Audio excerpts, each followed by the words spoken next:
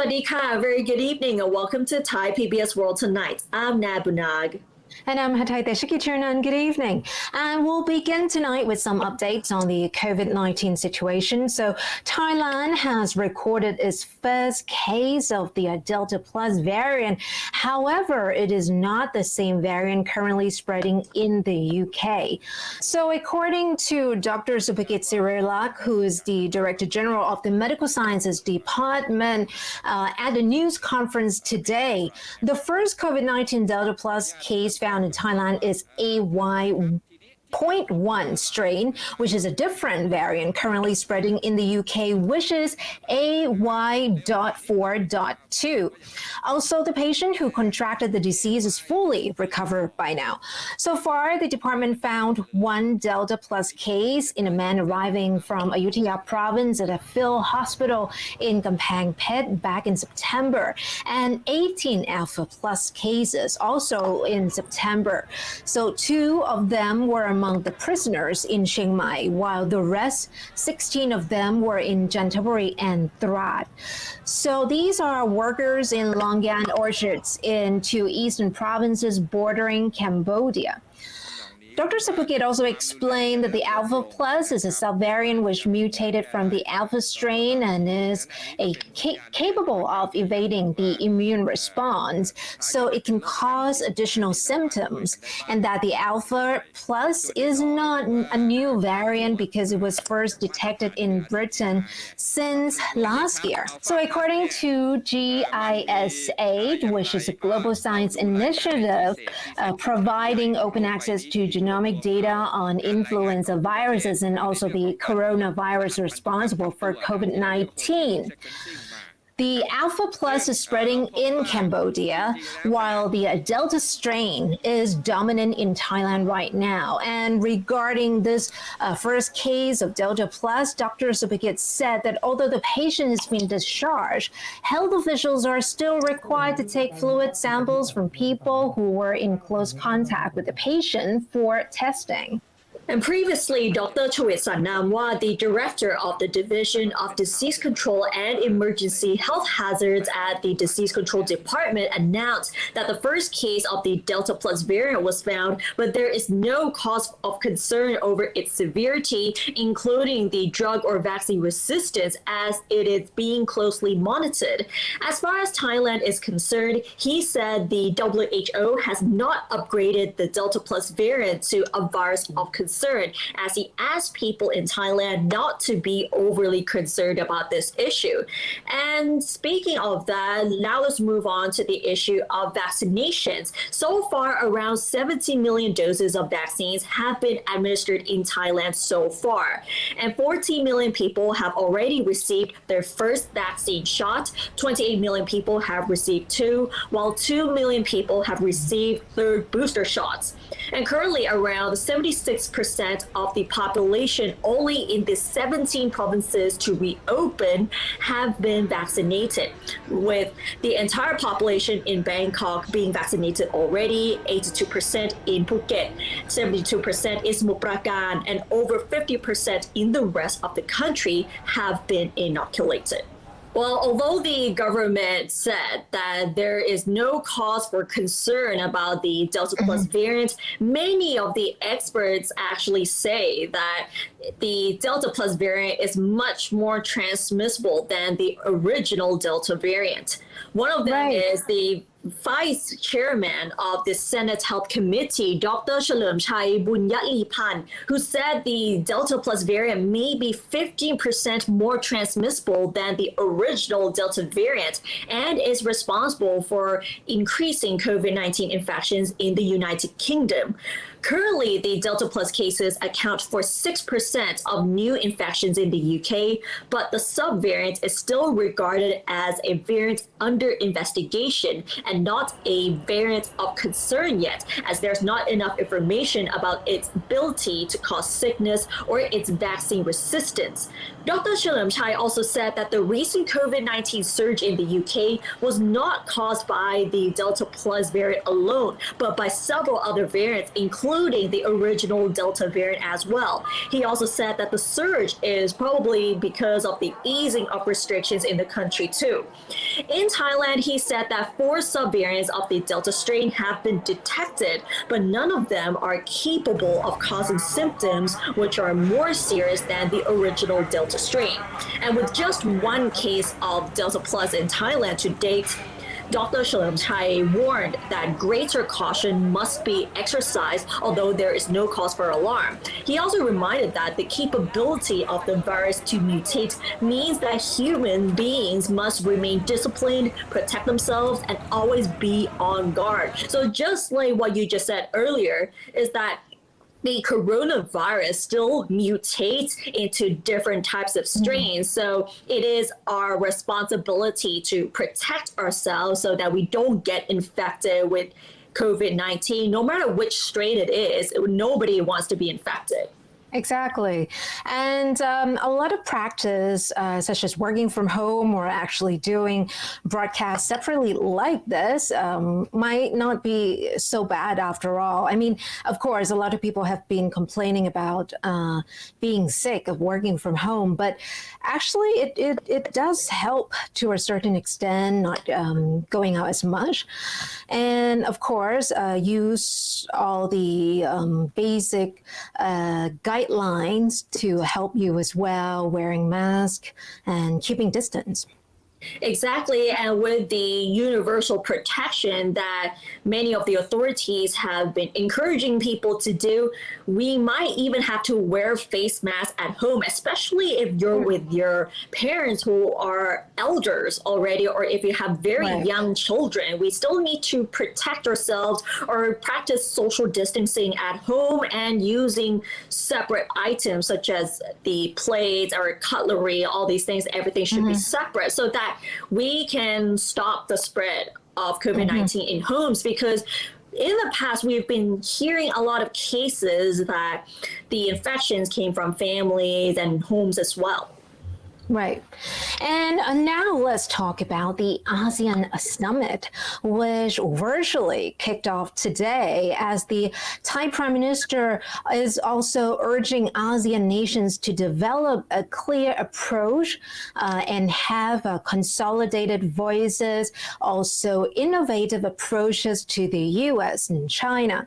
So in his speech on the first day of the 39th ASEAN Summit via video conference this morning, Prime Minister Prayut Chan-o-cha urged the leaders to use a clear and coordinated voice on regional issues as well as innovative approaches to the United States and China. He urged his fellow leaders to maintain peace in the region as well as constructive cooperation with external partners to allow for the continued development of the bloc's economies and societies. And to achieve this, he laid out 3 key points. So first, ASEAN should enhance its engagement with external partners and maintain solidarity and a leading role in advancing various initiatives to increase ASEAN's opportunities and strength in conducting external relations and maximize incoming opportunities to advance the agenda that are of interest. And second, ASEAN must collectively use a clear and coordinated voice on ASEAN centrality in the regional architecture and strengthen ASEAN-led mechanisms by employing what is called ASEAN Outlook on the Indo-Pacific as a tool to encourage the major powers to engage constructively in the region. And third, ASEAN should also be able to contribute to promoting strategic trust between China and the U.S. Of course, we know that the two superpowers are engaging in rivalry in many aspects, especially trade, and also, of course, political and security reasons as well. And ASEAN is just there for the two powers to be competing over. So by this, we need to also consider innovative approaches when engaging with them and allowing them to find commonalities on issues of mutual interest, such as, for example, climate change and human capital development, among others. And another topic of concern during the ASEAN Summit is the situation in Myanmar. On this topic, the Prime Minister emphasized that it is a test of ASEAN's ability to resolve problems in our own region. And he also mentioned the ASEAN's constructive role in addressing this situation is very important, and the action of ASEAN leaders on this matter will affect the credibility of the region in the eyes of the international community. General Prayut also pointed out that a special envoy of the ASEAN chair should be able to visit Myanmar soon, which would be an important first step in the process of confidence building with the goal of encouraging dialogue among the various parties in Myanmar. At the same time, he also urged the ASEAN leaders to provide humanitarian assistance to all sides. And on the current situation, Myanmar topped the agenda of Tuesday's talks between regional leaders, with the country still in chaos following the military takeover back in February, as well as the subsequent deadly crackdown on dissent. Myanmar's junta refusal to let a special envoy meet ousted civilian leader Aung San Suu Kyi prompted the bloc to exclude the junta chief Min Aung Hlaing from this week's summit. So we can see that the ASEAN leaders are in talks to deal with the situation in Myanmar, as well as the relations with the powerhouse, which are the US and China as well. Right. So Myanmar is a key topic without the presence of Myanmar envoy, thanks to being excluded, actually, because of the whole blowback from the Aung San Suu Kyi drama. So we have to wait and see. Actually, the Southeast Asian bloc called ASEAN has this mantra of not interfering into each other's business. But in this case, where we see that there have been human rights violations, it is actually good to see that the bloc is doing something about it. Exactly. We have to admit that Myanmar is in crisis at the moment. So all of the ASEAN leaders will have to do what they can to help the Myanmar people, as well as saving the human rights there as well. And now let's move on to something lighter, which is related to tourism, as the country will be reopening to foreign tourists on November 1st. Recently, the Ministry of Public Health is working with the Ministry of Tourism and Sports to prepare guidelines to allow visitors from neighboring countries such as Laos, Myanmar, and Malaysia to take one-day trips to Thailand as the country prepares to reopen in the next few days. So the Deputy Public Health Minister Saathit Pitutecha said the discussions are being held, as well as the plans are being drawn up to allow tourists to travel over the Malaysian border into Hat Yai in the southern province of Songkhla, as well as tourists from Laos to travel into the northeastern province of Nong Khai. And the tourists crossing the Thai-Myanmar border will be able to visit that province. He also explained that the preparations for the reopening of Thailand on November 1st, they actually said that foreign arrivals must be arriving from a low-risk country on Thailand's approved list, which is the 46 countries and territories on the list that we previously reported. And those who wish to travel to Thailand must be fully inoculated with a minimum of 2 doses of a recognized vaccine. They must also show that they have negative results from an RT-PCR test taken no more than 72 hours prior to the trip. And they have to take another RT-PCR test within 24 hours of arrival in Thailand. They must also have a minimum of $50,000 health insurance coverage while in Thailand, and they must also show their written or electronic confirmation of hotel booking. So you need to have all of these things in order to enter Thailand without quarantine.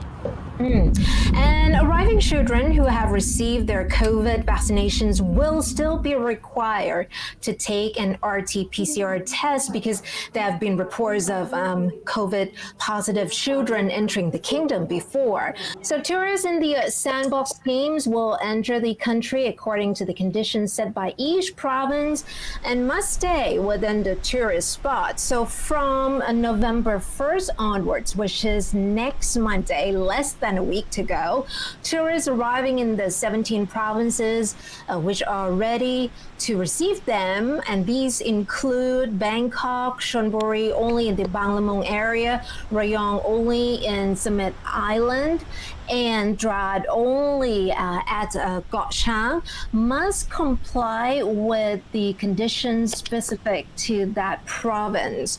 Tourists entering Thailand will also have to pay for their own RT-PCR test, similar to the Samui scheme. Well, it's less than a week to go. And of course, the government or working with the private sector are trying to come up with promotional campaigns for tourism. And actually, one day trip is not such a bad idea for people who can actually come in and out. But what do you think? Do share your views with us in our comment section. We definitely think that the one-day trip is definitely interesting, especially for those living in neighboring countries. They can travel to Thailand through these borders. So for those living in Malaysia, they can go to Songkhla province for a one-day trip. So that is definitely a very interesting part here. So they can actually boost the local tourism there as well, which is in line with the reopening on November 1st. And especially how more than 70% of the population in the tourism cities that would reopen really soon is actually quite a threshold that we have reached already, even if it's not 100% yet. So some positive news indeed. And with that, we wrap up this edition of Thai PBS World tonight, but do catch us like this every weekday at 7 p.m. for all the top stories and explainers. And don't forget to follow us on social media as well as our website, thaipbsworld.com, for all the latest updates as well as analyses. Thanks for watching, stay safe, and we'll see you tomorrow. สวัสดีค่ะ สวัสดีค่ะ